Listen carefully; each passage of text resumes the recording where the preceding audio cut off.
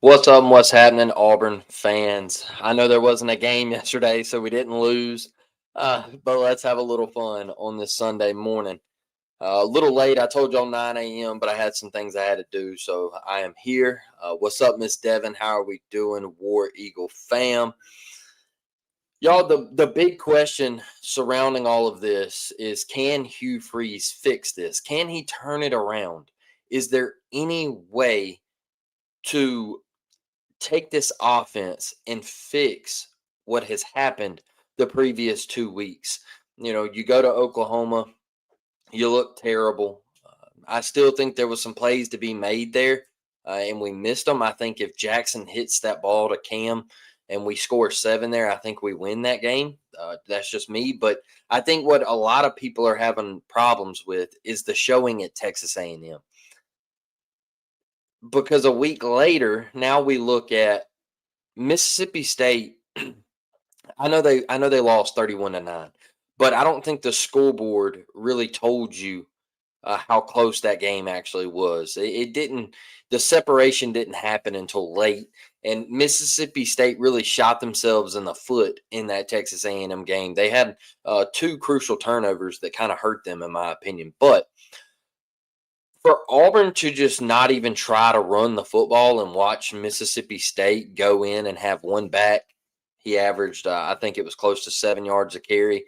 And then they had another back average, I think like 4.7 yards a carry. So to watch Mississippi State and Jeff Lebby take a plan in there and try to execute that plan, where Auburn's offense is zero plan. It doesn't look like it has a plan. So I think that's the frustrating thing, because I see some Auburn fans. that's what that's what I said, Bob. At least we didn't lose yesterday, baby. Uh, I think some Auburn fans say, "Well, we did go on the road and we lost 2 games by a score. Why did we get knocked out of the top 25?" Because you got knocked out of the top 25 because of how bad it looked. That's the problem. Is people aren't watching that offense. People are watching that offense and they're not saying, "Hey, that's a top 25 offense. That offense can beat a Georgia, a Missouri, an Alabama." That is why they dropped you out of the top 25, because you're not scoring points, and you got to score points to win games. And your defense has put you in position to win games. That's the sad part. That I think that's where, as Auburn fans, you just kind of look at it and you're like, man, we can't even score. We can't even score 28 points in a game. If you score 28 points in a game, you're undefeated. And we can't do it. We can barely move the ball past the 50. And so Thursday, I was asked to go on 105.5 WNSP down here in Mobile for the Tide and Tiger Report. And the guys were great. They asked me, what are some ways Hugh Freeze can turn this around? And that's why I wanted to talk about this today. And I said, well, the first thing is I think you need to give up play calling. I don't think you need to worry about uh, your offense any longer. I think you need to go find you an offensive coordinator. I think you could fully give it up to Derek Nix or Kent Austin and just roll with it, because what you're doing is not working. And let's stop with all the other stuff about the 3 play callers and all that. Y'all, Hugh Freeze calls the plays. Hugh Freeze calls the plays. Period. That's it. So I think you got to give that up. I think you just have to worry about being the head coach, being in the meetings, being involved in the game plan. But as far as calling plays, I think that time has come to an end. All right.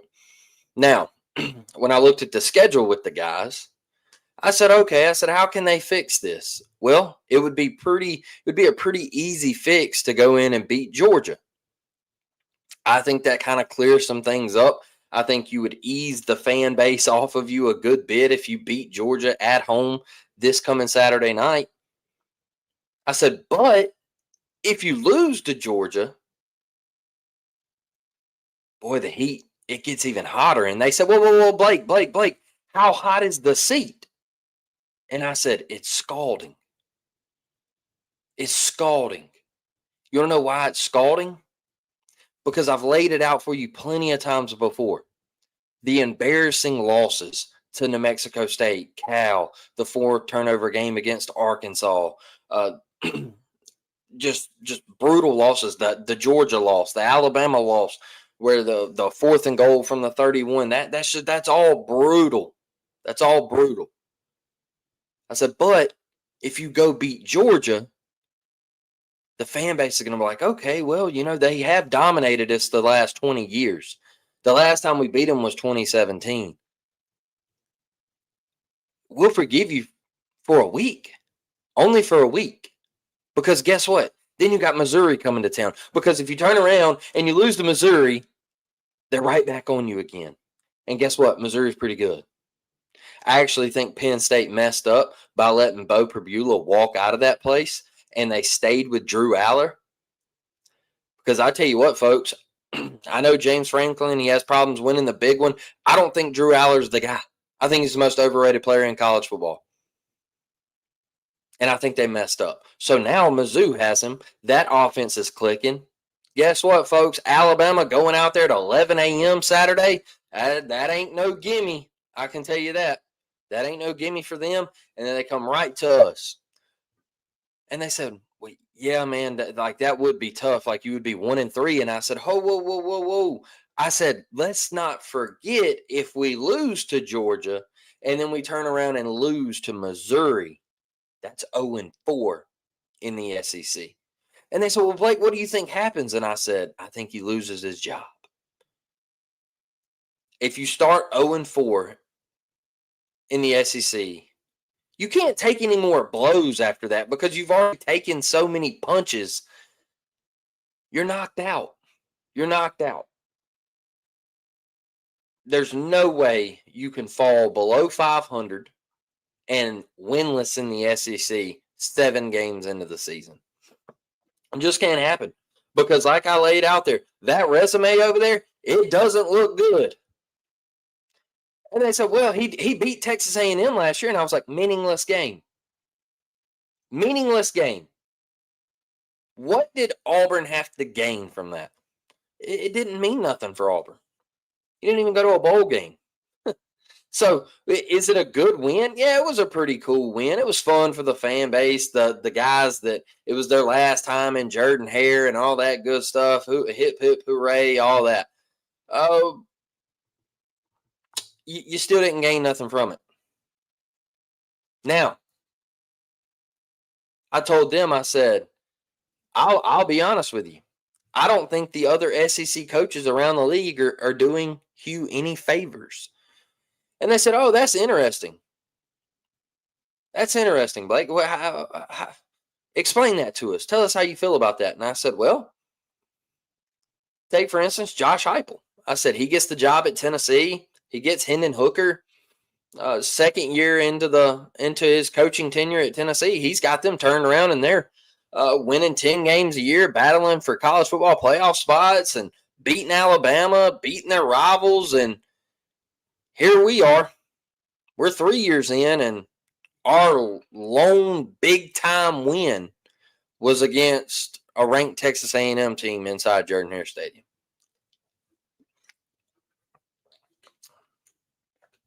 That's it. That's it. Hey, the bye week champions. Love to see it. That's why I remember when Tennessee, when Butch Jones was there, they said that they were the champions of life. I thought that was hilarious. I'm worried Hugh won't be able to get it past his ego. I hope he proves me wrong against Georgia. We're definitely going to talk about that, Miss Devin. So I laid out the example of Josh Heupel, right? Comes in, turns that whole program around. They're recruiting great. They're winning meaningful games. They even made it to the college football playoffs last year. And you turn to Mississippi State. I told the guys this. I said, you turn to Mississippi State and you look at Jeff Levy. You Auburn fans want to talk about a program that was down and out. They say, oh, well, Brian Harsin, he put us back 5 years. Okay, well, guess what? Mississippi State had their coach tragically pass away. Then they had to just frantically hire Zach Arnett because they didn't know what to do. That didn't work out. I don't even think he was ready for that. And then they go out, they fire him, they get Jeff Lebby. Roster is depleted. Roster is depleted. And they have to start from scratch. That program was way worse off than Auburn. Way worse off than Auburn. And Jeff Lebby has them competing right now. He has a top 15 win on his resume. He beat a team that played in the college football playoffs last year. Let's don't shy away from it. Let's don't.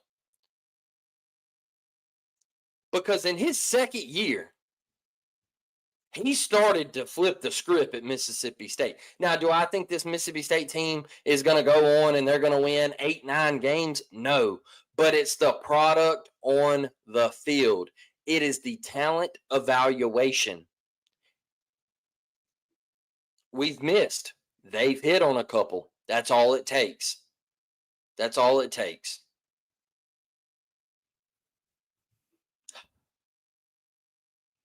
They're not doing him any favors. Even Shane Beamer. You could turn and look at Shane Beamer at South Carolina. They were in bad shape, folks. And he had them a game out of the playoffs last year. A game out of the playoffs at South Carolina. And Auburn isn't close. Isn't close.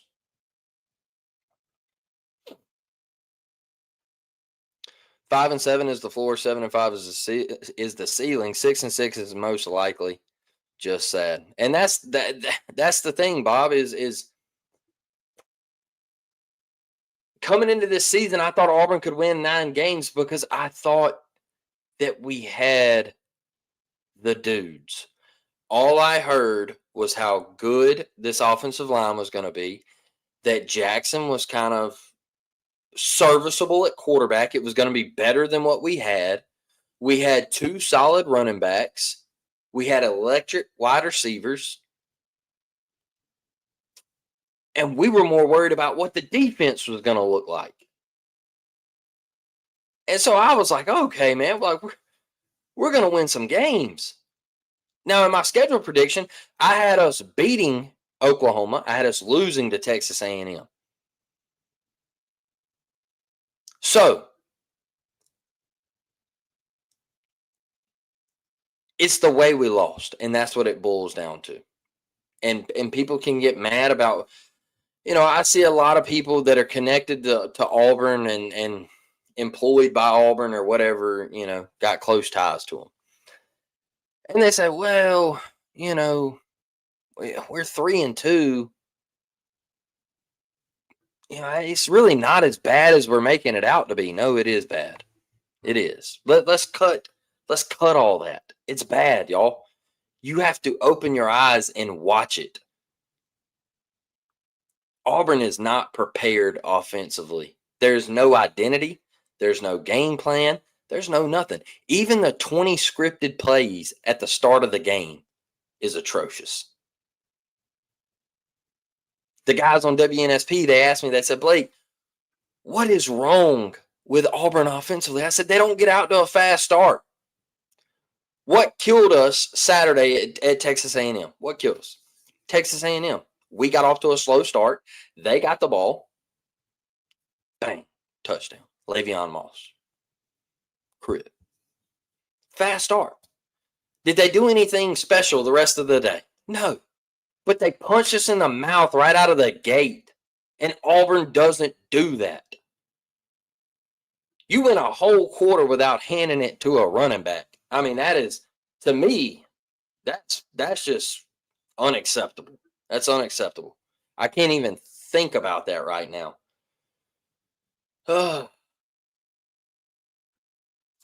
I'm getting really annoyed with the fans on X who say we can't say anything negative about what is going on at Auburn. We have a right to be critical of these coaches that get paid millions. 100%. Why wouldn't you? Okay, so you think Texas fans aren't criticizing Sark sticking with Arch Manning? Let me tell y'all something. This is what's wrong with college football right now. I know you want to stick with your guy, but if you watch that Texas Florida game yesterday, Arch had struggled. And I see Texas fans are like, oh, this isn't his fault. Yeah, it had a lot to do with it. Yeah, Arch had a lot to do with it. Let's don't shy away from it. He's not as good as they said he was. Now, he gets his helmet knocked off. Times, it's like 30 seconds left in the game. Time's dwindling down. The backup comes in. It's like 3rd and 20 or something like that. And the backup rips one. First down. So me, my brother, and my dad, and I'm like, hey, they should just let this dude just stay in the game and rip it. We all three looked at each other and were like, why would you bring Arch back out when he's struggling? He's not climbing the pocket. He's trying to immediately take off and run. And Sark's like, hey, Arch, go back out there. And I'm just like, this ain't going to end well, brother. And next play, sacked. He tries to throw the ball into the ground, and they run out of time. And I'm just like, dude, I don't get some of the things these coaches do. I do not understand. I just don't get it. But anyway, that's enough about Texas. But I just think some of the egos, Miss Devon, get in the way, and maybe some of the NIL money gets in the way. I said that the other day on Twitter, and I think when you're paying kids $1.2 million to come in and play a position, you got to have an extra. You got to have an extra long rope with them. That's what I'll say, because they say the rope gets shorter and shorter. But man, that's a long rope over there at left tackle. And my biggest thing with this is the hot mic that got picked up of your offensive line coach saying, hey, if there's another false start on you, I'm pulling you. And then you don't pull him. That right there just tells me they can do whatever they want, and you're not going to do anything about it. And I don't know if there's any respect in that room. I don't.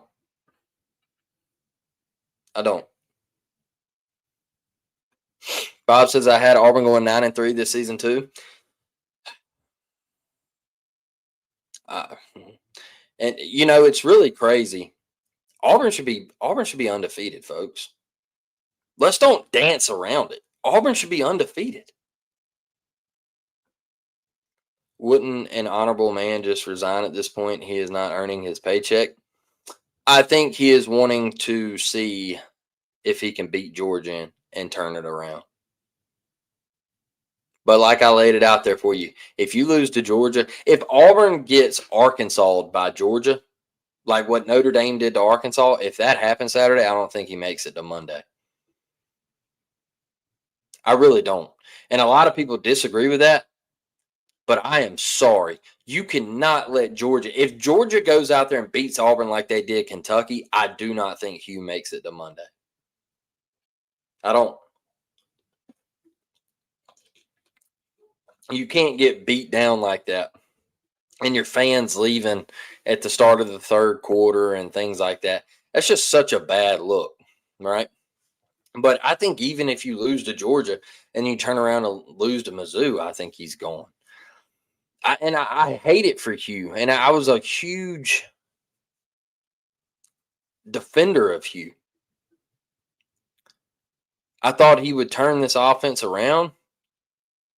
But I'll tell you, watching Brian Harsin move the football on late Saturday evenings, deep into Saturday night, That's a pain. That's struggle right there. That's hurtful to watch that. And I'm not saying I wish Brian Harson was back or anything like that, but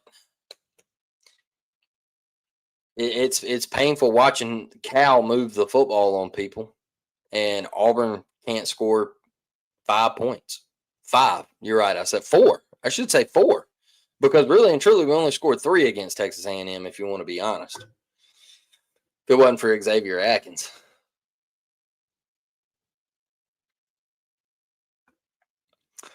And by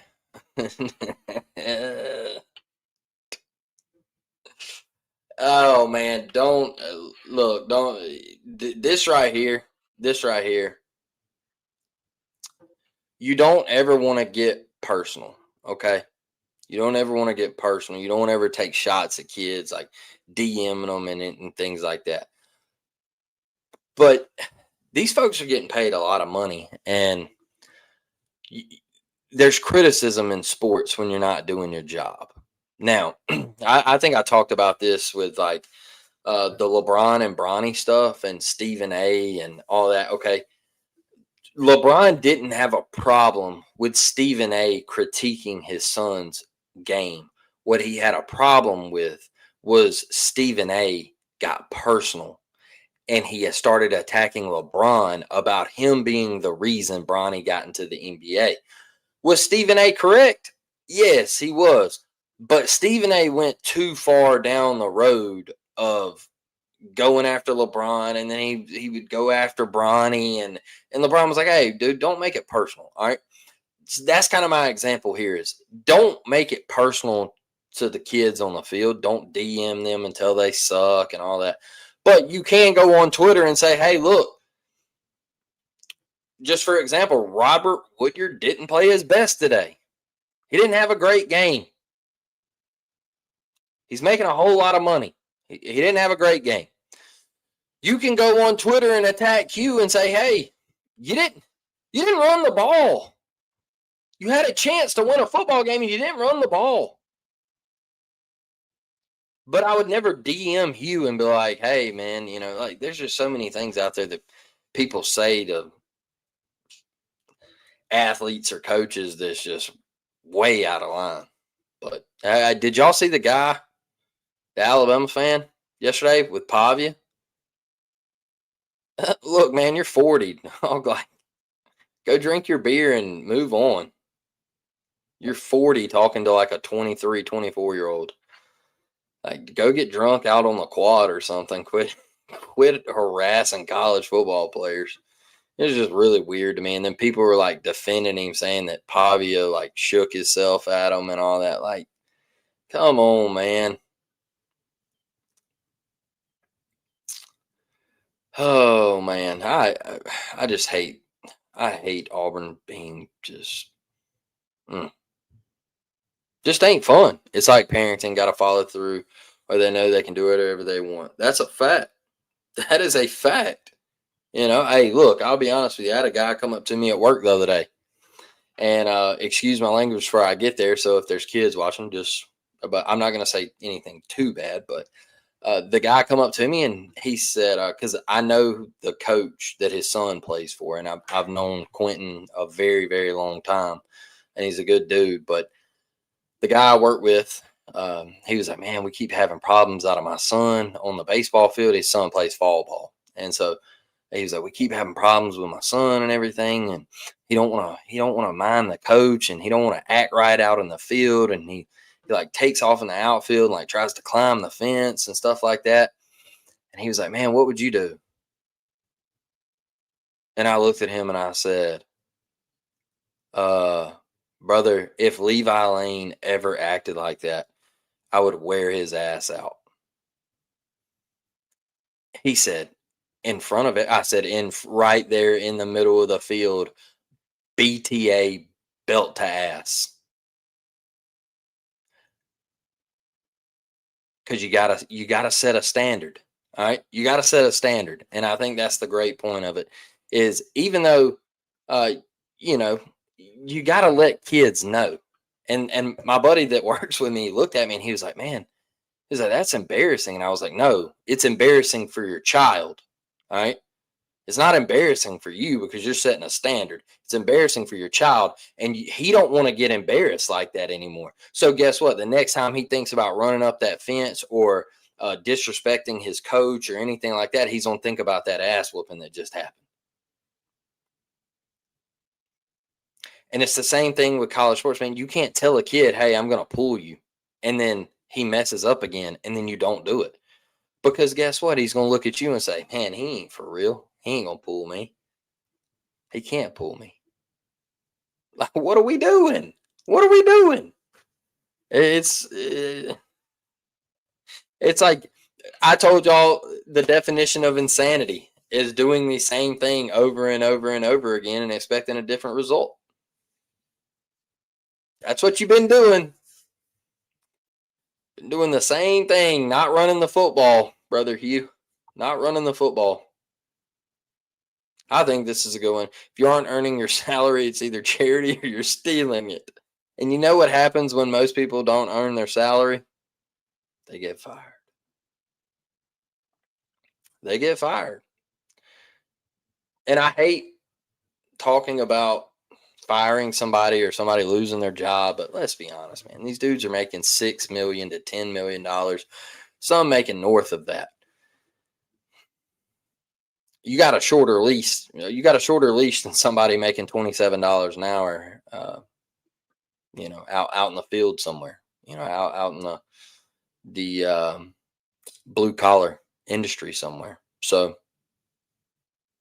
you got a shorter leash, in my opinion, and losing to those teams that I mentioned earlier and still losing close games.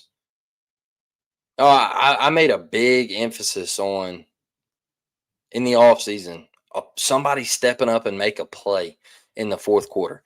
I said Auburn would have chances to step up in the fourth quarter and make plays, and you have to have that happen. And guess what? Nobody wants to make a play still. Nobody. The the only thing I can say is the defense has kept you in the and somebody said, well, they gave up the game winning drive to Oklahoma. And I'm like, brother, they gave up 17 points all game. They got rooked out of a touchdown. And you want me to put this on the defense? And he's like, well, you had the lead. And I'm like,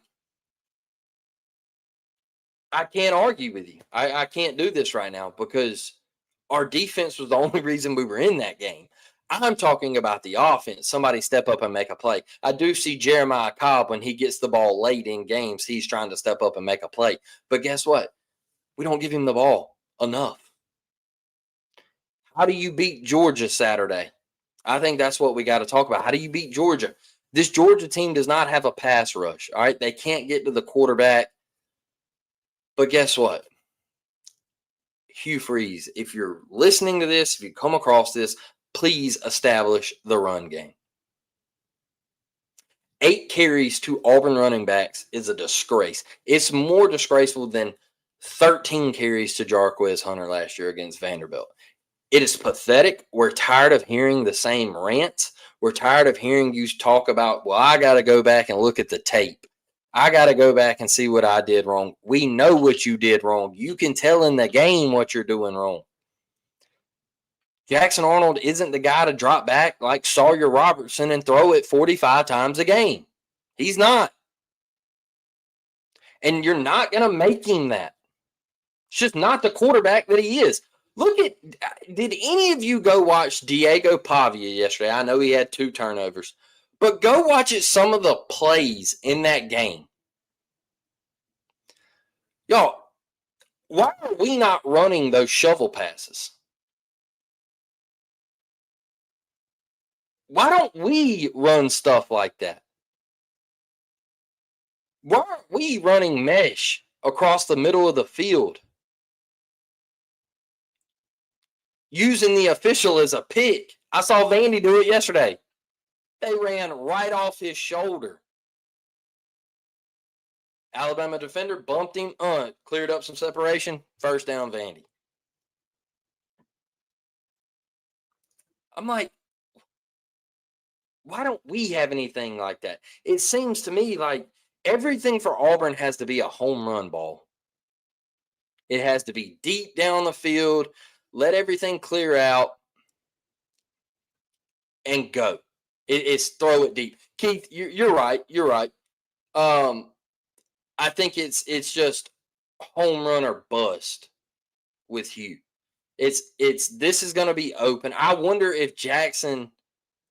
I wonder if he tells Jackson, "Hey, this is going to be open," and Jackson keys in on it. And when it's not open, he just holds the football because it's really really weird when Jackson drops back. It's like he stares in. I would love to see like all 22 copies of Auburn's offense because it looks like he just locks in on one thing and goes. And if it's not there, he's holding it, patting it, patting it, patting it, sacked. I don't I don't know. I don't know what you have to do besides go back to just simply running the football and trying to win football games instead of pleasing five-star wide receivers. I understand that you want to please them, but you have to save your job at this point. You have to save your job at this point. And you're not doing it. I told y'all the other night.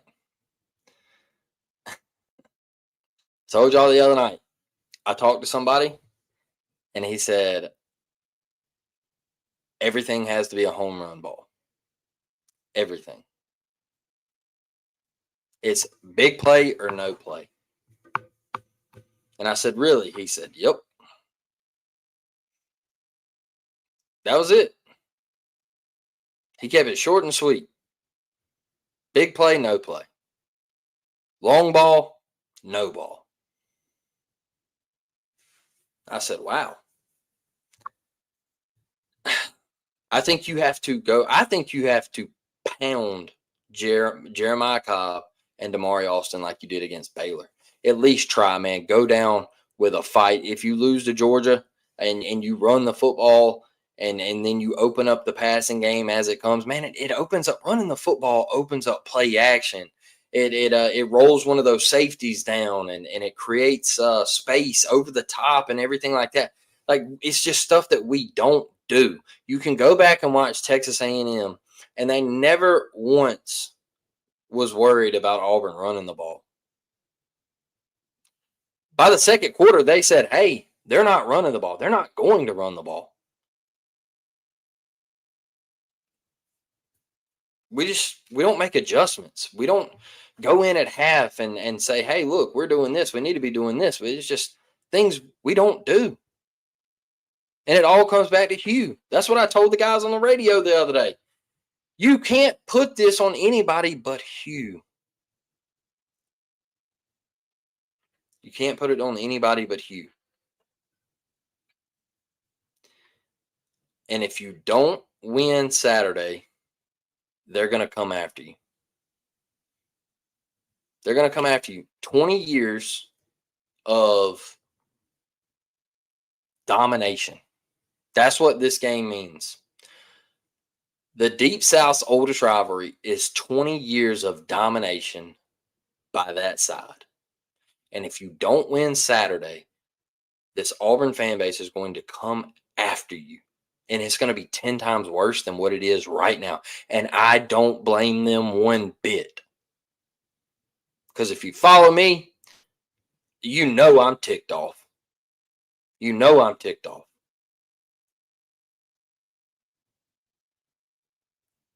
But you got to beat one of your rivals. They asked me on WNSP, they said, Blake, does he have to beat Georgia? Does he have to beat Alabama? I said he's got to beat one of them. And right now, I think the one you got to beat is Georgia. Because Alabama, you might not even be here for Alabama. So let's turn the tables and say, hey, Instead of us saying, well, we had a better chance to beat Alabama, let's flip that real quick. You better beat Georgia. Cam Newton's going to be there. Jersey retirement, number retirement. And you're going to lose to Georgia? Cam didn't lose to Georgia. Better fix it, man. Better fix it. Better fix it. All right, y'all. Enjoy your Sunday. I'm going to get up out of here. Tuesday night, 7 p.m. Central. I think we'll have a good show. It's going to be a tough one. Obviously, Auburn down in the dumps right now. Had a bye week. It seems kind of weird not playing yesterday and watching good football, exciting football. But we're going to have a good show. We'll be here Tuesday night. We'll preview a